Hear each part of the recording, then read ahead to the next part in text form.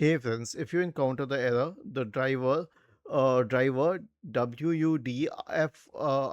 failed to load for device, then please watch this video. I will guide you through the resolutions. The first solution is to update Windows. And how would you do that? So right click on the start button, select settings from the menu, go to the Windows Update tab, click on check for updates in the right pane. The next solution is an SFC scan. So search for command prompt in the Windows search bar.